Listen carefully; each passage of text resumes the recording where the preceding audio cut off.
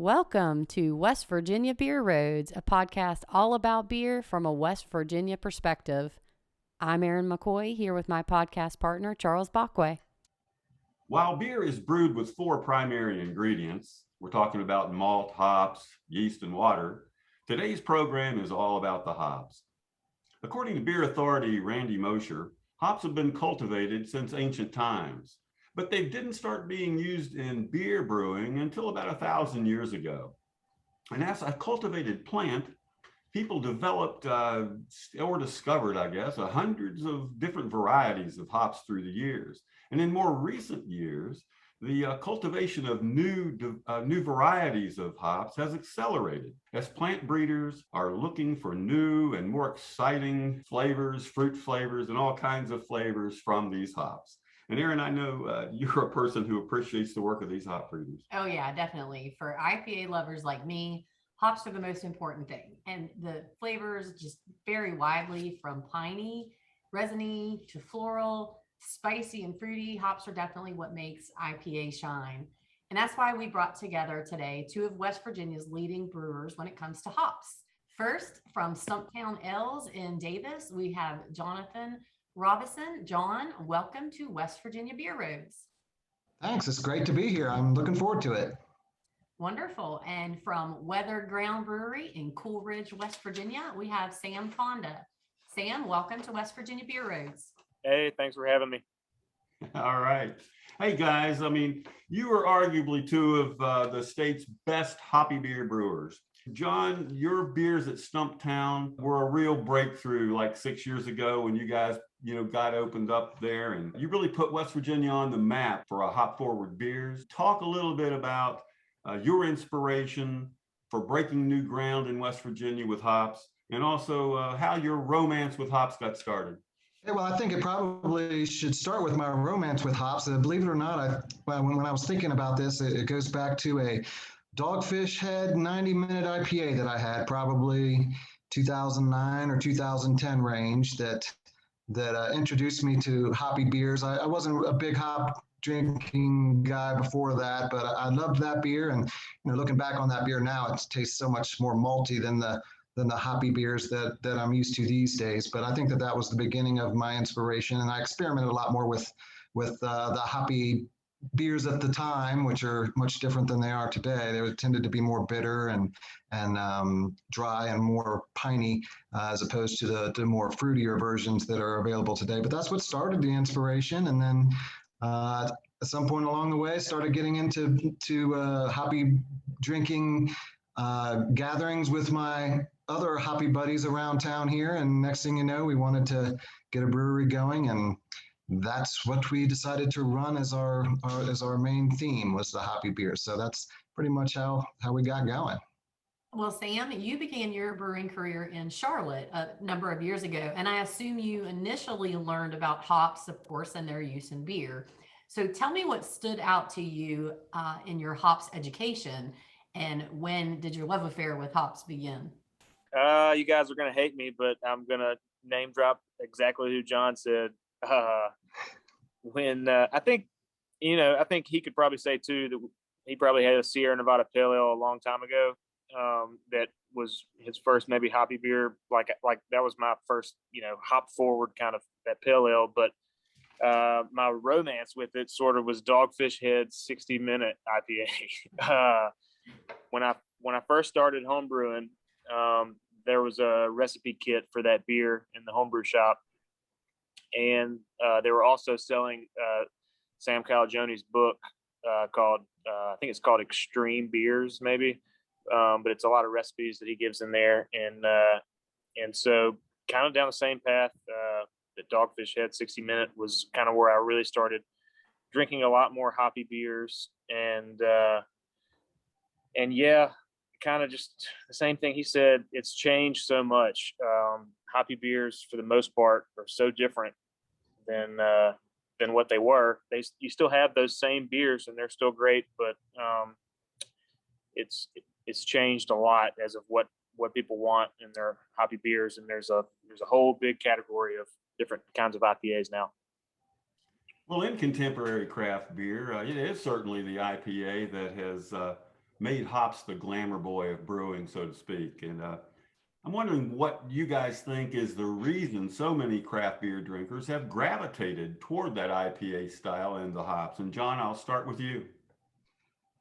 Well, I think it's the same reason a lot of people hate the IPAs. It's there's a lot of flavor involved, which shock the non-hoppy people that make them not like it. But you have so many combinations of flavors you can play with hops, everything from the piney and resinous to the fruity and super fruity and earthy, and you just have so much to play with as opposed to some other certain styles of beer where the parameters are much more narrow. And you can find your type you like if you're the type of person that loves the more bitter and super flavors that come along with IPAs. So Sam, do you agree with that, or do you have anything else to add to why you think the hops have become so popular in the IPA style? Yeah, I mean, I think as I say, the proof's in the pudding. It sells so well because it tastes so good. I mean, I think that taproom staffs have sort of educated with the whole, whatever you want to call it, juicy hazy IPA, New England IPA. I think that there's been a really strong effort to educate people that say they hate IPAs, and to show them this style, and it's totally different than the extremely bitter West Coast IPA from like Green Flash that was on the shelves several years ago that maybe some people loved, but like a lot of the population of beer drinkers would be very offended by when they taste because it's so bitter. It's a completely different spectrum on it now.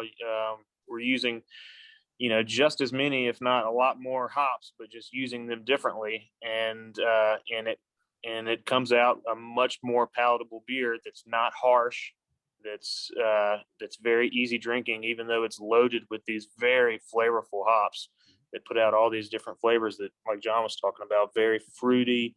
You can still make those kind of beers very piney too, depending on which hops you use. And so it's just as exciting for consumers as it is for beer makers like us, because there's so many different varieties to play with that put out so many different flavors. Well, as you just said, there are so many varieties of hops to choose from today. So take me through the process of how you choose which hops that you want to use. And Sam, I'm going to ask this of you first. Availability is a big deal.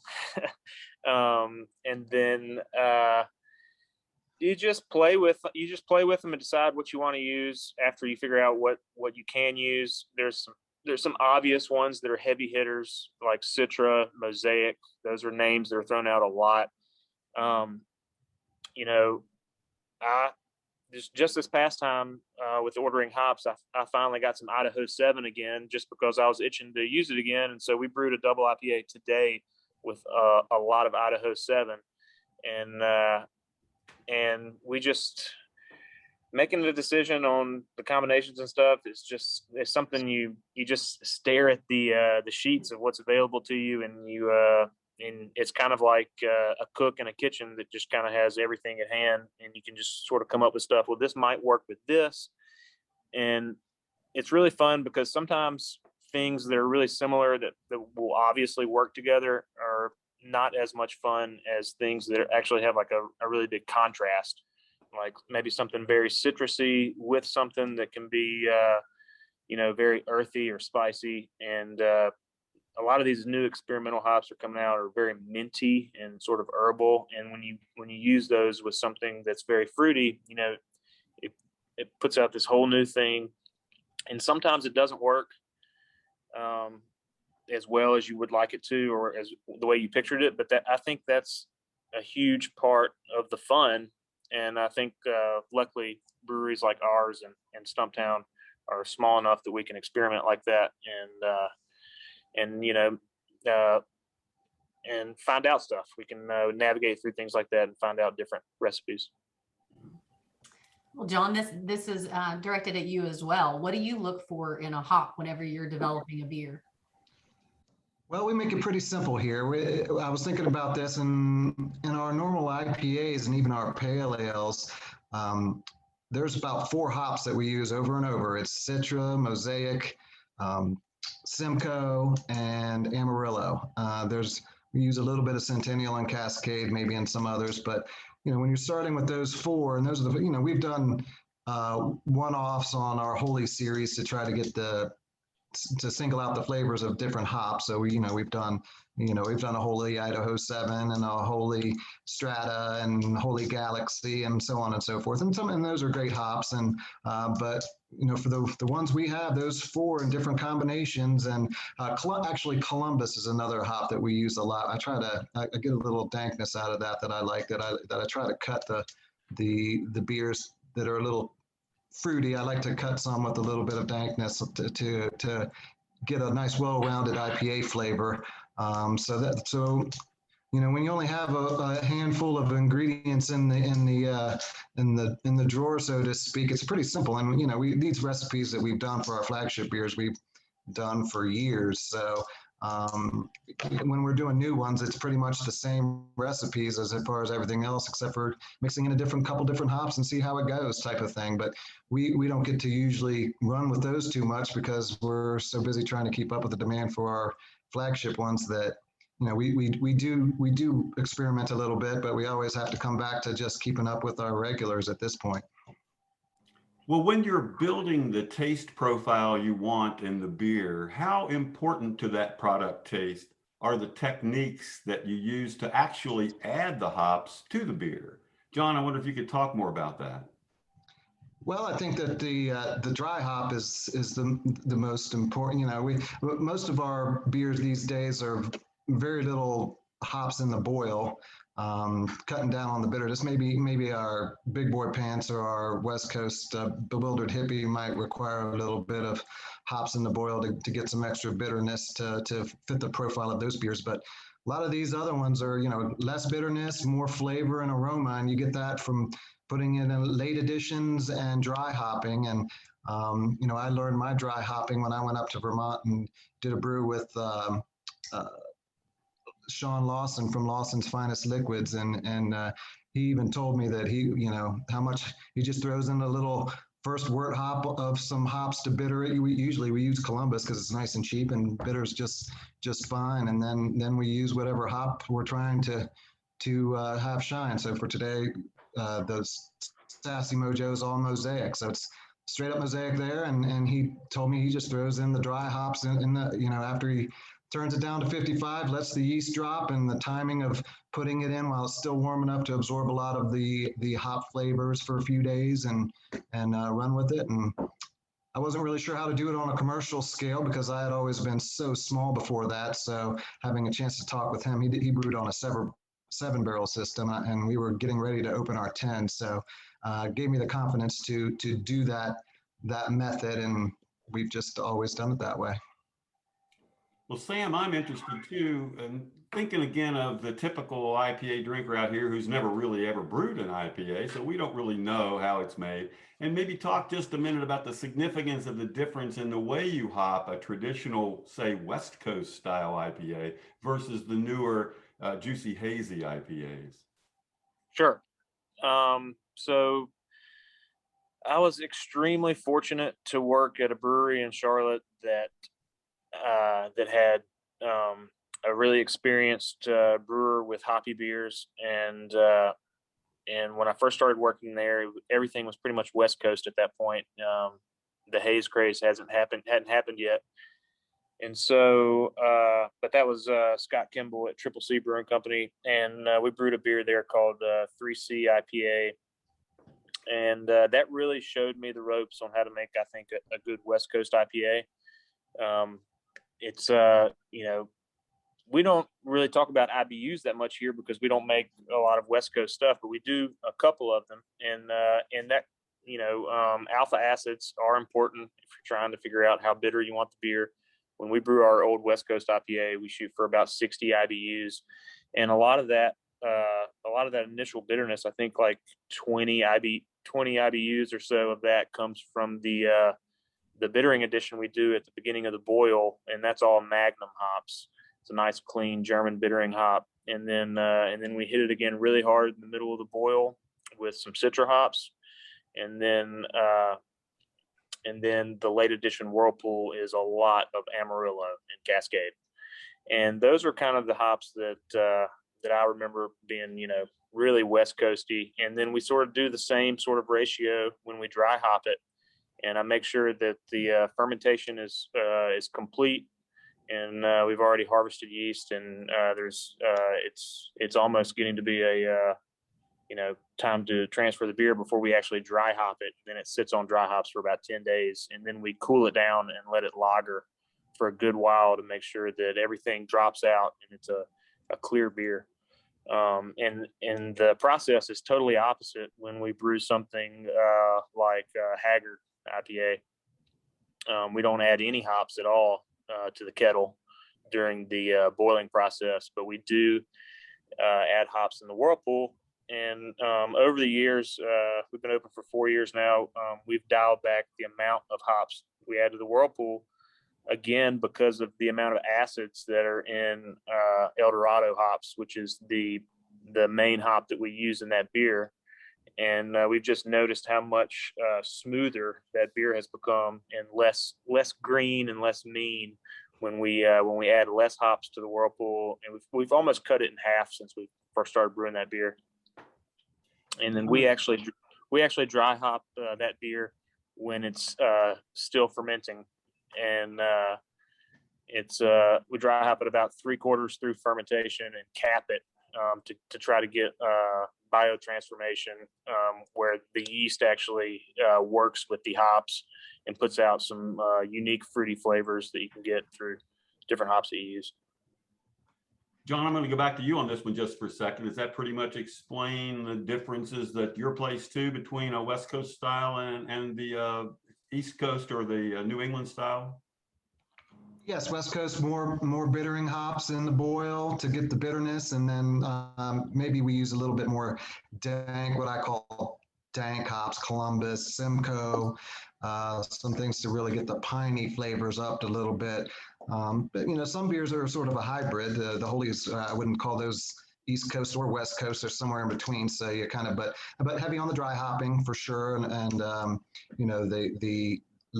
definitely less hops in the boil on the East Coast ones. Cut down on the bitterness.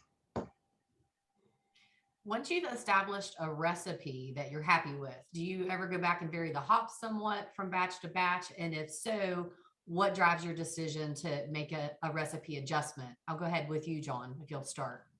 I rarely change anything once I find that I like it. And we don't calculate IBUs or anything like that. It's my taste buds. If something seems like it might be more bitter than I like, then that's a cue for us to cut back on some hops in the boil, and hopefully the next batch comes in a little smoother. And that's we've always run with it. And at some point, we kind of hit the zone and stuck with it ever since. But there's always a possibility. Sometimes you can change. You want to change a flavor a little bit more. Or there's a different hop that comes along. When we first started, Mosaic wasn't as popular or used, but it became more popular as we were open. So that found its way into our rotation. But usually we stick with what we've done. What about you, Stan? What about recipe adjustments as far as hops goes for you? We've definitely adjusted a lot of things. There's some things that have never changed really, but those are mostly not hoppy beers.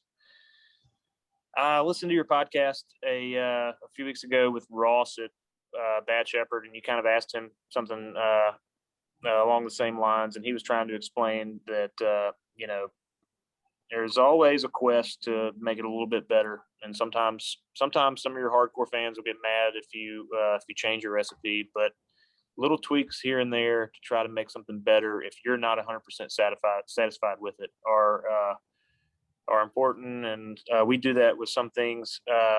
It's weird, I think we're going to drink Tallahatchie here in a little bit, and there was a batch of that beer that I was obsessed with, and it was the perfect IPA for me. Like, that beer is supposed to be like a balanced IPA, not too West Coast, not too hazy, just kind of down the middle, not too bitter. and we had this batch of that was just so perfect, and it took me. I mean, I just could not get it back to that. And I wrote everything down, and we documented everything, but I just could not. I think that has to do with different crops of hops, and hops are a living plant, and they're different all the time. And so, but I've got it close now. But there were lots of batches of Tallahatchie where I was just like, man, how can I get back to that where that was? And so there was a lot of tweaking going on with that beer specifically. And then, like I said earlier with Haggard, we've cut back on the Whirlpool hops a lot. But we tweak a lot of stuff. We haven't really changed anything in the Wortholic series of IPAs that we do. And there's some stuff that's just really popular, and you like it enough to, you don't really want to tweak anything like in that series. But yeah, we definitely do some tweaking depending on how we feel about the beer. Well, let's talk for a minute about something we call hop burn in hazy IPAs. I mean, these hazy IPAs are known to be, primarily they're not particularly bitter. They're smooth and mellow, much more so than, a traditional West Coast IPA. But sometimes they get this kind of unpleasant feeling when you swallow it, which people just call a hop burn. I'm wondering who wants to take on what causes that and where's it come from? I'm not real familiar with that. The good ones wouldn't have that. I would say is what I would say. Maybe somebody is not letting all the hops drop from. I mean, they're heavily dry hops, so if there's still a lot of hops in suspension when it's kegged, you're gonna get a burn. So that's what I would suspect it is, but I'm not real familiar with having tasted that recently. Yeah, and I agree with you. Whenever you do get a hop burn, it is typically one that's quite heavy with the hops in suspension, and that probably, I would guess, accounts for some. But I just wondered what you brewers thought. Sam, you have any thoughts on that? Yeah, it's just extreme dry hopping, and extreme dry hopping and extremely fresh beer that hasn't been cold for very long. We're guilty of that sometimes. Just hops like Citra and El Dorado, they're really high in alpha acids, and you give it a really big dry hop, and it's not cold long enough before you keg or can or bottle it, and it's fairly common. And some consumers can't have enough of it.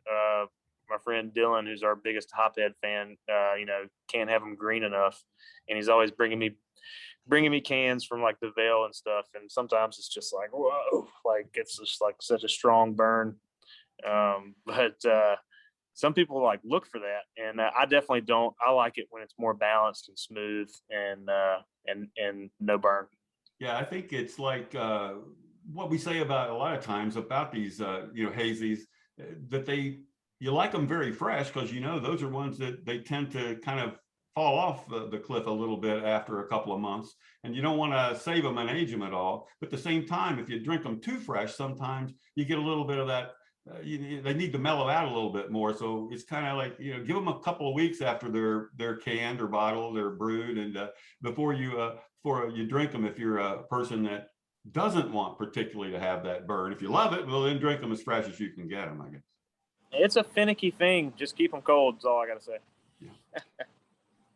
Well, as a brewer with both of you guys, I'm curious, especially I know you both have said there's so many hops that are out there on the market.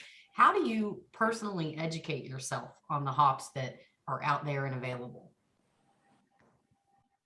I kind of just keep my eye on Beer Advocate and see if anybody's talking about any new hop, and the hop providers kind of give you updates when something comes out, and you might use the internet and do reviews, look at reviews, and wonder if it's a hop you want to try, whether it has a flavor profile that you're looking for, and if other breweries have usually had a chance to brew with it, and what the input on their beers are is something I use. But Like I said, we were a new school at one time, but now I guess we're kind of old school. We stick with those same 5 or 6 hops, and once in a while try something else just for fun. But we're kind of conservative when it comes to that.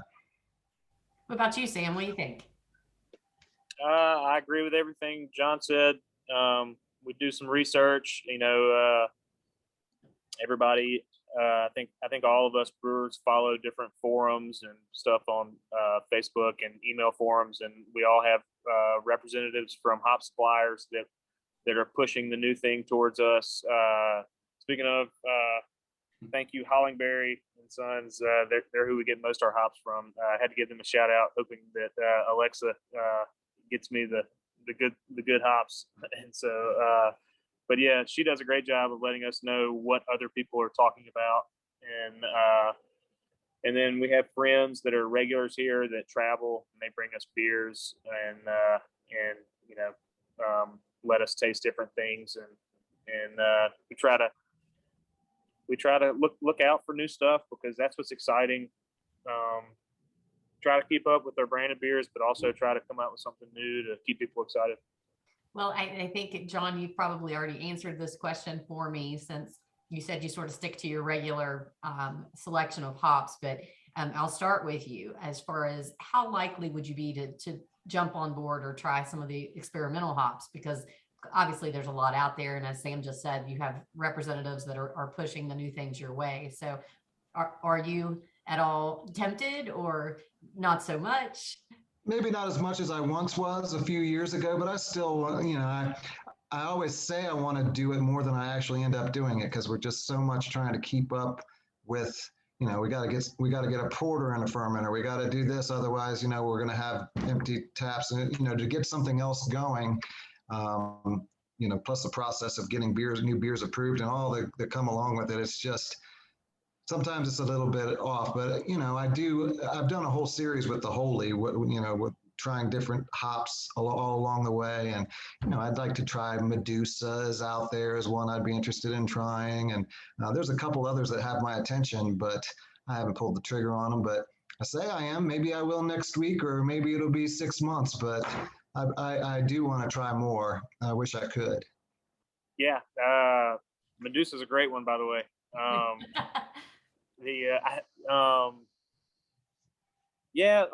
Like I was saying, it's just, for us, it's just a balance of like right now this week, there's empty tanks that have got to be filled, and we have labels that we've already purchased, and that's just money sitting there if they're not getting put on cans. And so we're trying to keep up with the Haggard series, and about to bring back the Worth of Lick series. And so but whenever we have a moment and we have some new hops, we'll brew a special one-off IPA and try to throw something fun in there. Well, Sam, I'm wondering if you could continue this hop conversation with a little discussion of your experience using West Virginia grown hops. And I'm particularly interested to say, like, a comparison of how does a West Virginia Cascade compare with one you get from the Pacific Northwest? That would be tough to explain, because I never get all the hops that I get grown in West Virginia are going to be fresh hops from Lost Ridge Farms, just down the road from us, or from Barbersville. I have a friend that grows a ton of hops in his backyard. It's crazy how much hops he brings me. And their Cascade as well. But I've never used fresh hops from anywhere else except for North Carolina. And these are very similar to that. They're awesome. They're everything you want a fresh hop to be. The problem is the last 2 years we've had crazy, growing problems, whether it be bugs or climate. Just haven't had much yield, and so we didn't even get to brew our fresh hop pale ale last year. We ended up just having enough to do a fresh hop saison, because it wasn't enough yield to do the pale ale. But anybody that's interested in growing Cascade hops in West Virginia, or Chinook hops, maybe, or JR from Lost Ridge also grows Zeus pretty well. if it's a good year and you can and you have time to tend to them and everything, you can grow some delicious hops here. It's not perfect climate, but you really have to be careful, and Mother Nature is hard sometimes, but yeah, I think we make a pretty good fresh hop pale ale whenever we have enough hops to do it. Well, John, I know West Virginia hop growers have had some up and down years. Have you had the chance to try some of them too? Other than the ones that we grow right here in Davis, that's the only West Virginia hops that I've ever used. We do once a year, we'll do the Davis Hop Ale. We have Columbus and Chinook growing right out in front of the brewery. I have Centennial hops growing on my back deck and Cascade hops growing off my former back deck, which is now my neighbor. And we're able to harvest enough to use it in a brew, and it comes out as a very light pale ale, but it's got nice flavor, and it's a lot of fun to do it. And a lot of people love to just try it just because they know it's a hop from literally outside the door.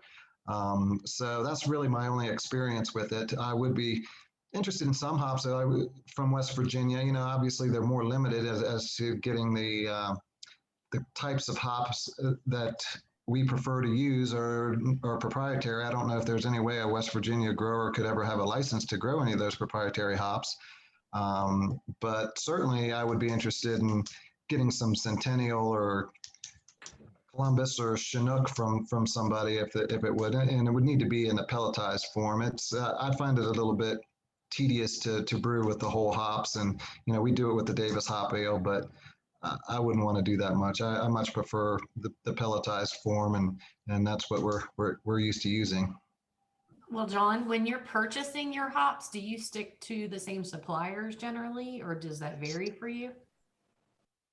It varies a little bit. We don't get any contracts like I think a lot of the larger breweries do, which you know is good in some ways. It guarantees that you would have the hops you need if you had those contracts, but you're also stuck with getting those hops in case you didn't need them for some reason, like last year would have sucked. You know, BSG Craft Brewing is where we originally got our grains from, and we've switched to that now. We get a mid-Atlantic grain supplier, but the hops we still get from there. But a lot of times they don't have what I need in stock, so I have to shop around from other. There's a couple other providers on the internet, Hop Havoc and Yakima Valley and some others, and luckily, I've been to the point where I've never run out of what I've needed. I've been worried about it a couple times, and I had to overpay for some Citra on occasion, but that's how we go about it. I don't foresee us ever getting big enough where I'm looking to get under contract for any hops. Sam, do you typically, for weathered ground, do you also keep with the same suppliers, or do you shop around a little bit? For the most part, for the last year and a half, maybe, I try to get all our hops from Hollingberry and Sons. But a lot of times they're not going to have something that I really want. And so we also buy stuff from BSG and from Michigan Hop Alliance, Hop Havoc. Sometimes Hop Havoc has some really rare stuff that I can't find anywhere else. And there's a handful of places you can shop around from. And then we do a little bit of we're friends with a couple of breweries that are much bigger than us that like John was saying have over contracted especially Citra hops, and so that Citra hops are so popular and even still, and so we're lucky to be friends with folks that are bigger than us that buy too much and want to get rid of some.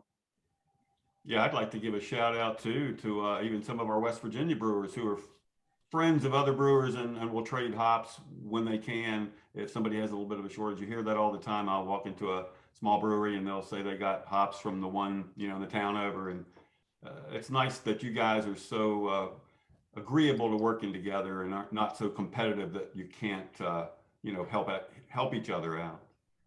Well, all right. You know, I think it's time to shift gears here, and we've got a couple of beers that we want to try.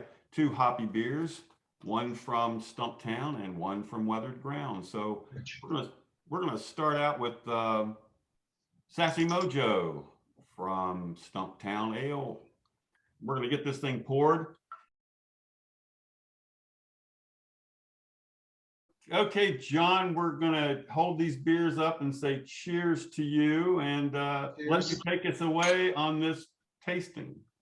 Okay, well, this is Sassy Mojo. It might as well be called Holy Mosaic. It's we named it's pretty much has the same grain bill as Holy Citra, except for it's all Mosaic hops instead. So, but we named it prior to coming up with our Holy series. So Sassy Mojo it is. Mosaic is a very interesting hop, and this is just a great example of what Mosaic tastes like, since there's no other hop to get confused with it or meddled with it. And we use a very clean yeast on it, so there's no yeast contributions. It's just a nice clean 05 yeast that we use. So this is pure Mosaic, and Mosaic is I think aptly named because it's just tough to describe exactly what you're tasting when you taste Mosaic. It's got so much different things going on. I mean, the descriptors the companies say is that it has blueberry, berry medley, mango, stone fruit, rosy or floral, bubblegum, tropical citrus, grassy pine, earthy, herbal spice. So I don't know what other flavors there are after that, but obviously it covers a lot of those. And this is definitely not an East Coast style beer. It would probably lean a little more west. It's got some bitterness to it, but it's really heavily dry hopped and flavorful. I picked this one up at the Pitch Sports Bar in Dunbar, West Virginia, Institute, whatever you want to call that area. And I know you also sell some of your beers, John, around the Charleston Huntington market to a few other accounts. You want to mention a few more accounts in this region where people might find a Stumptown Ale? T&M Meats, the Palette over there, and what's the name? It's Scott Depot, I guess. Yeah. Also, we also take them to the drugstores down there in that area, the Fruth and Drug Emporium. But we've certainly have cut back a little bit on places we go to. It's just we're to the point where we just go down to that area twice every other week, basically. Right now, all we do is deliver every other week to Charleston and every other week to Morgantown, and the rest of our beer is out our back door, basically, and a couple local places, and that's all we have. So we've canned more, so there's less going out to other places, and we tend to try to only go to the places that buy larger quantities of beer because delivering is a pain in the butt. Well, I tell you, this one has a ton of flavor, and it really differs so much from Holy Citra when you get right down to it. I mean, it's distinctly different in those two styles, and I know that probably your most popular beer is that Holy Citra, right? Probably is our top seller. Yeah, it is. It's totally different. It shows exactly this. It would be great to do a side by side with the Holy Citra or any of the other Holies, Holy Strata or something like that, just because you really are getting to taste the hop. Nothing else. You don't have the yeast playing its part. You don't have other hops in different combinations. You're really getting to get the flavor of that hop with this recipe. Well, it's quite fantastic. It's very good. Very Thank well you. done. Thank you.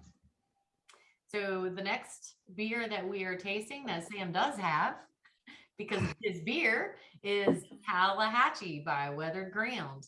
And we'll let him give us the details on this. Well, beer. let's get it poured first before he starts talking about it.